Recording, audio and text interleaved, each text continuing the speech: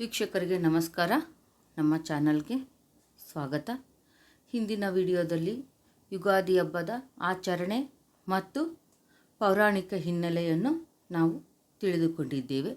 ಈಗ ವೈಜ್ಞಾನಿಕವಾಗಿ ಯುಗಾದಿ ಹಬ್ಬದ ಪ್ರಯೋಜನಗಳೇನು ಅನ್ನುವುದರ ಬಗ್ಗೆ ತಿಳಿದುಕೊಳ್ಳೋಣ. ಹಾಗೆಯೇ ವೈಜ್ಞಾನಿಕವಾಗಿ ವಸಂತ ಋತುಗಳು ಆರಂಭದ ಕಾಲ ಎಂದು ಸಹ ಇದನ್ನು ಕರೆಯುತ್ತೇವೆ. 2 ತಿಂಗಳಿಗೊಮ್ಮೆ 6 ಋತುಗಳು ನಿರ್ಣಯ ಮಾಡಿದ್ದು, ಶಿಶಿರ, ವಸಂತ, ಗ್ರೀಷ್ಮ, ಉತ್ತರಾಯಣಕ್ಕೆ, ವರ್ಷ, ಶರದ್, ಹೇಮಂತ ಋತುಗಳು ದಕ್ಷಿಣಾಯಣಕ್ಕೆ. ಹೀಗೆ ಶುಕ್ಲ ಪಕ್ಷದ ಅಮಾವಾಸ್ಯೆಯವರೆಗೆ ಚಂದ್ರಮಾನ ಋತುಗಳು ಎಂದು ಕರೆಯುತ್ತೇವೆ. ವಸಂತದಿಂದ ಶಿಶಿರ ಋತುಗಳವರೆಗೆ ಬರುವ ಬದಲಾವಣೆಯ ಆಧಾರದ ಮೇಲೆ ಈ ಋತುಗಳನ್ನು ಹೇಗೆ ಪರಿಗಣನೆ ಮಾಡಿದ್ದಾರೆ ಎಂದರೆ, ಸೂರ್ಯನ ಪಥಚಲನೆಯಿಂದ ಪ್ರಕೃತಿಯ ಪರಿವರ್ತನೆ ಆಗುತ್ತದೆ. ಪ್ರಕೃತಿಯನ್ನು ಋತು ಎಂದು ಕರೆಯುತ್ತಾರೆ. ಒಂದು ವರ್ಷದ ಅವಧಿಯಲ್ಲಿ 2 ಮಾಸಗಳಿವೆ. ಒಂದು ಋತು ಇರುತ್ತದೆ. ವಸಂತದ ಋತುವಿನ ಕಾಲದಲ್ಲಿ ಸೂರ್ಯ, ಚಂದ್ರ ಇಬ್ಬರು ಪೂರ್ಣ ಪ್ರಮಾಣದಲ್ಲಿ ಪ್ರಕಾಶವನ್ನು ಕೊಡುತ್ತಾರೆ. ಆಕಾಶ ಶುಭ್ರವಾಗಿರುತ್ತೆ. ಗಿಡ ಮರಗಳು ಹೂಗಳಿಂದ ಕಂಗೊಳಿಸುತ್ತವೆ. ಜೀವರಾಶಿಗಳಿಗೆ ಬದುಕಿಗೆ ಒಂದು ರೀತಿಯ ಚೈತನ್ಯ ತುಂಬುವ ಕಾಲ ಅಂತ ಸಹ ನಾವು ಹೇಳ್ಬೋದು. ವಸಂತ ಋತುವಿನ ಆರಂಭದ ಕಾಲವನ್ನು ಯುಗಾದಿ ಎಂದು ಕರೆಯುತ್ತೇವೆ. ಇದಕ್ಕೆ ವೈಜ್ಞಾನಿಕ ಹಿನ್ನೆಲೆ ಎಂದು ಸಹ ಕರೆಯುತ್ತೇವೆ. ಈ ಯುಗಾದಿಯನ್ನು ನಾವು 2 ರೀತಿಯಲ್ಲಿ ಆಚರಿಸುತ್ತೇವೆ. ಕರಾವಳಿ ತೀರದ ಜನ ಸೌರಮಾನ ಎಂದು, ನಾವು ಚಾಂದ್ರಮಾನ ಯುಗಾದಿ ಎಂದು ಸಹ ಆಚರಿಸುತ್ತೇವೆ.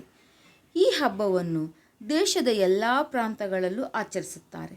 ಶ್ರೀಲಂಕಾ, ನೇಪಾಳದಲ್ಲಿ ಸಹ ಆಚರಿಸುತ್ತಾರೆ. ದಕ್ಷಿಣದಲ್ಲಿ ಶಾಲಿವಾಹನ ಶಕೆ ಎಂದು ಆರಂಭವಾಗಿದ್ದು ಸಹ ಇದೇ ಯುಗಾದಿಯ ದಿನ.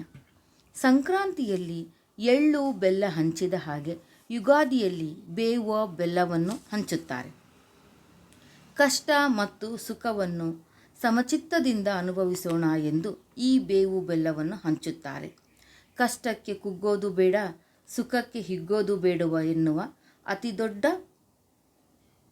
ಪಾಠವನ್ನು ಕಲಿಯೋಣ ಎನ್ನುವುದು ಇದರ ಉದ್ದೇಶ. ಬೇವು ಸಂಜೀವಿನಿ.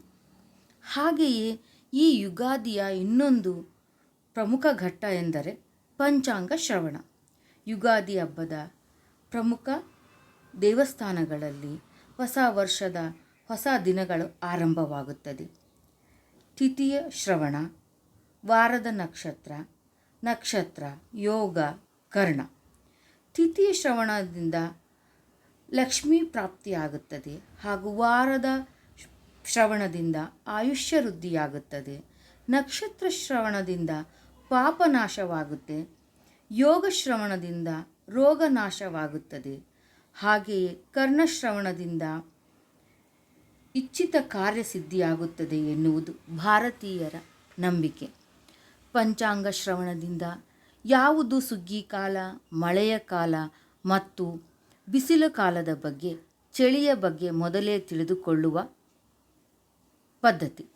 ನಮ್ಮ ದೇಶ ಕೃಷಿ ಪ್ರಧಾನ ದೇಶವಾದ್ದರಿಂದ ಮಳೆ ಬೆಳೆಯ ಬಗ್ಗೆ ತಿಳಿದುಕೊಳ್ಳಲು ಪಂಚಾಂಗವನ್ನು ಆಧರಿಸುತ್ತಿದ್ದರು. ಮಳೆಯ ವಿಚಾರದಲ್ಲಿ ನಮ್ಮ ಹವಾಮಾನ ಇಲಾಖೆ ತಪ್ಪಾಗಬಹುದೇ, ಆದರೆ ಪಂಚಾಂಗದ ಮಾಹಿತಿ ಯಾವತ್ತೂ ತಪ್ಪಾಗಿಲ್ಲ.